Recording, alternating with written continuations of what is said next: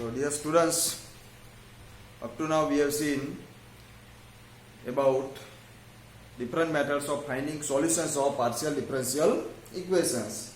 In the beginning we have seen how to find out partial differential equation, then how to find out solution of linear partial differential equations which are of special types, Lagrange's type, that means PP plus QQ equal to R.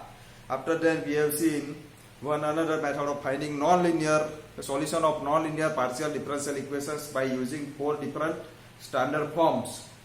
After that we have seen the general method for finding non-linear partial differential equations by using Charpit's method, and I also told you that always one question based on Charpit's methods is coming in examination. Then we have also seen about solution of homogeneous method of variable of separation method.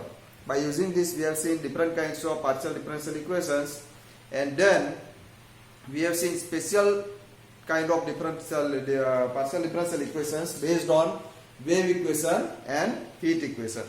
Now let us see here the topic based on homogeneous partial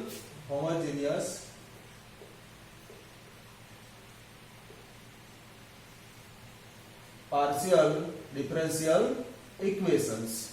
So homogeneous partial, what is homogeneous partial differential equation? That let us see.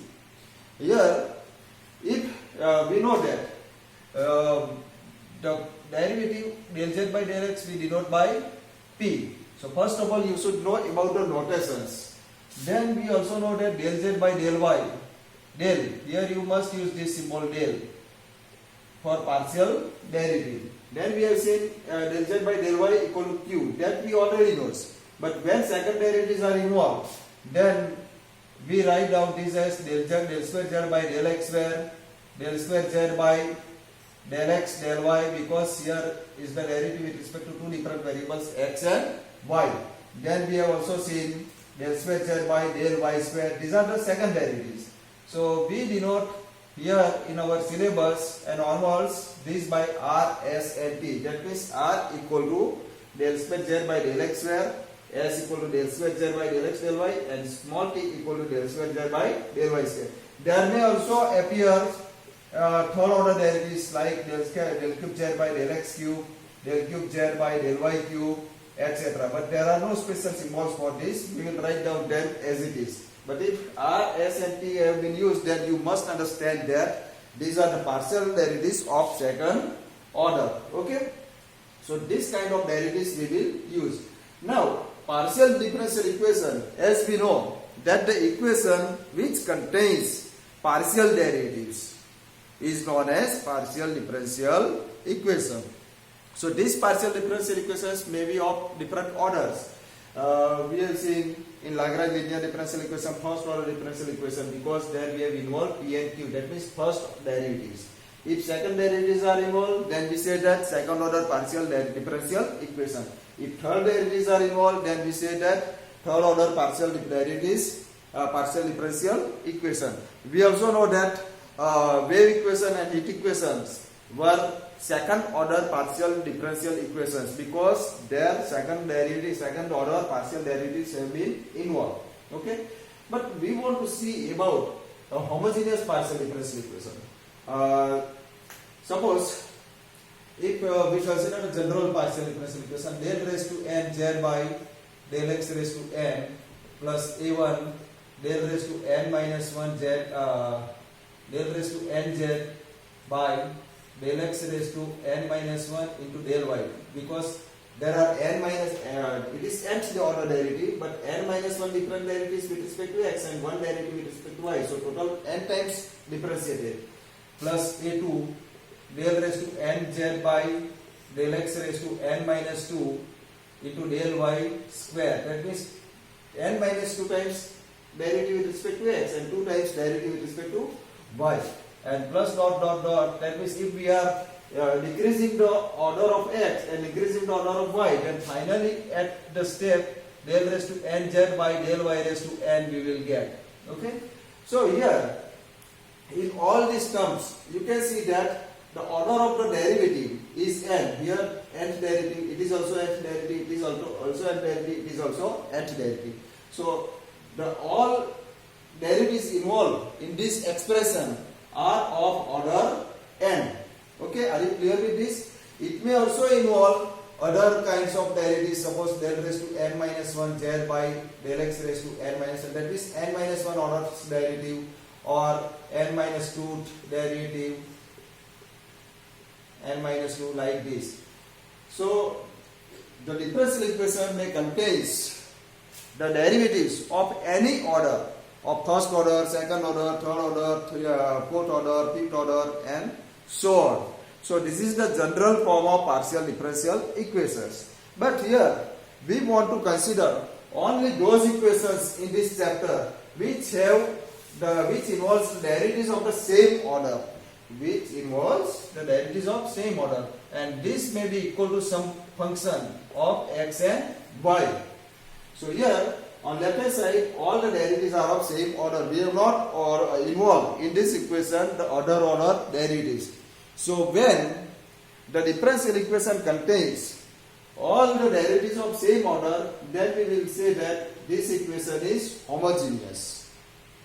And if it involves the derivatives of mixing type, mixing orders, that means if it involves second order and first order derivatives in the equation, then this is known as non-homogeneous equation. Okay, but here in our topic we want to consider only homogeneous partial differential equations, and we want to obtain its solution. Okay, one more thing, here you remember, we want to use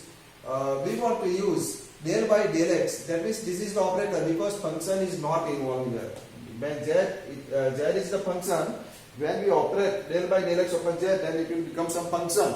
But whenever a function is not involved, it is kept blank, then this simply acts as an operator, and we will denote this by d. Del by del y, we will denote this by d dash, capital D dash. Similarly, if we are given del square by del x square, this is the second derivative operator, we will denote this by del d square. Del square by del y square by d dash square. Del cube by del x square, del x cube by d cube. Del cube by del y cube by d dash cube. Here again, if we are given the derivative del square by del x del y, then we will denote this by d into d dash. That means one derivative with respect to x and second derivative with respect to y. So this kind of operators we will use. D stands for derivative with respect to x and d dash stands for the derivative with respect to y. So you must remember this kind of symbols because this chapter is very, very simple. Nothing is difficult. Once if you will remember this kind of situations, this kind of operators, this kind of notations, then everything will become very simple. Okay?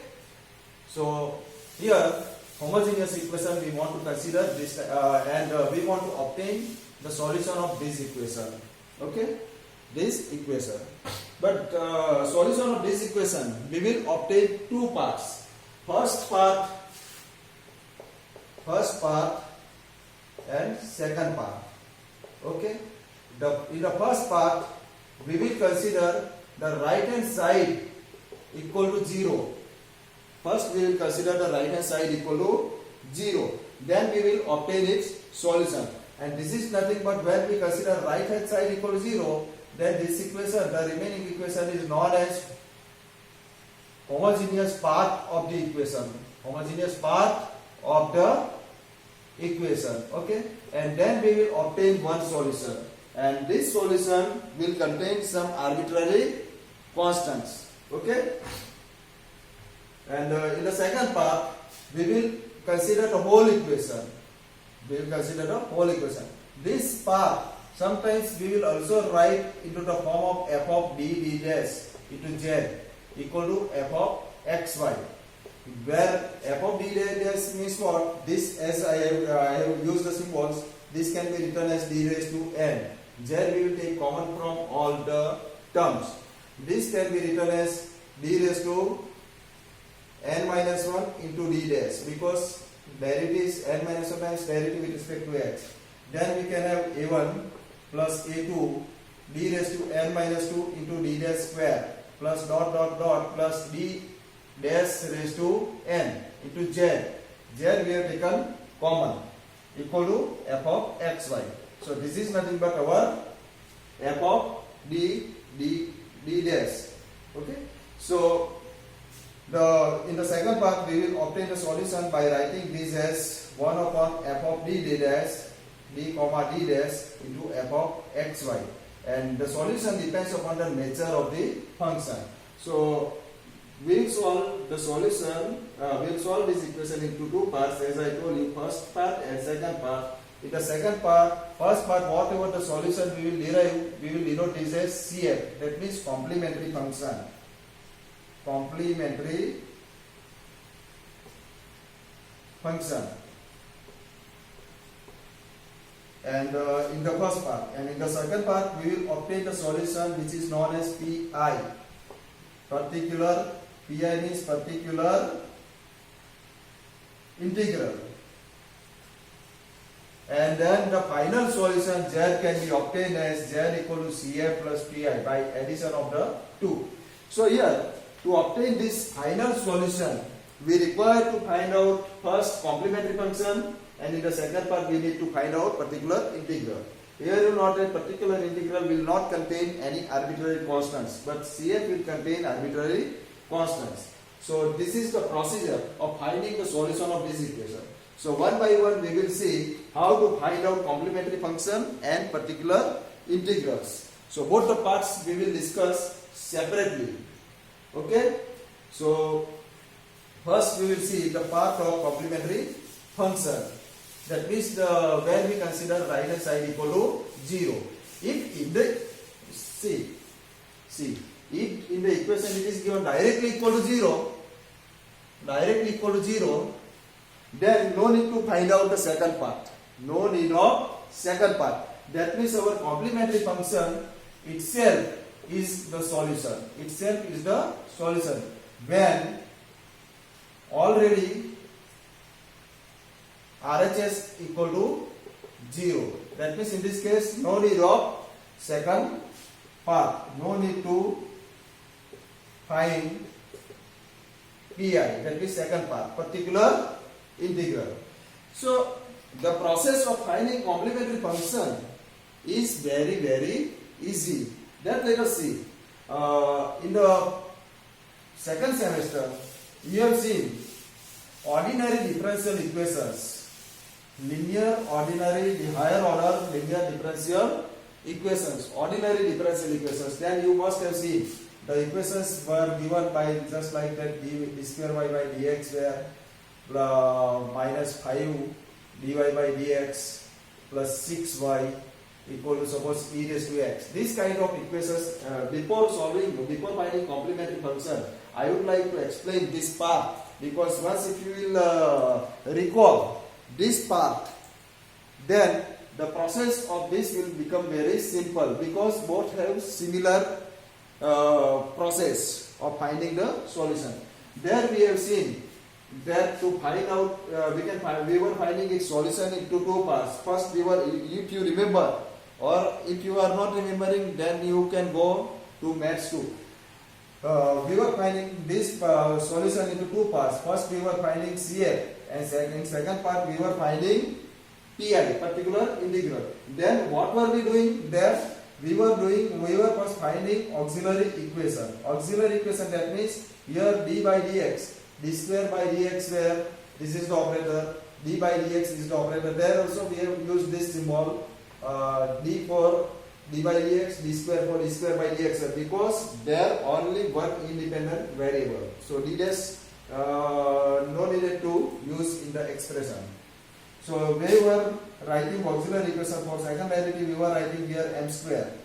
For first derivative we were writing m. That means d for m, we were putting d for m. So here d square is there, so m square minus 5m plus 6 equal to 0. Okay, this was our, actually we were also writing this equation as d square minus 5m plus 6. Y is taken common. equal to e raised to x. Okay, so we were finding the roots of this equation. The first we need to find out its two factors. These are the factors of this equation. Then we have obtained the two roots, m equal to 2 and m equal to 3. Then we were writing complementary function from this by using three different cases. Whether the roots are real and unequal. All the roots are real and unequal. If the roots were real and unequal, here we can see that both the roots are real and unequal. So we were writing this solution as c1 e raised to 2x plus c2 e raised to 3x. This was our complementary function. Then we have also seen second case when the roots are real and equal. Suppose we are getting the two roots, say 2 and 2, both are equal roots. So in this case we were writing complementary function as in brackets c1 plus c2x e raised to 2x. Only e raised to 2x is the single solution. c1 e raised to 2x just like this, and c2 e raised to 2x, but we need to multiply this by x. So in common we were writing this as c1 plus c2x e raised to 2x. Okay. Then also we have seen the third case in which imaginary roots were possible. So imaginary roots always possible in the pair. That means a plus or minus ib. That means one root is a plus ib and second root is a minus ib. So here once again you remember, you note down that whenever imaginary roots occurs, then this always occurs in pairs. That means a plus or minus ib form. It never occurs in a single form. Okay.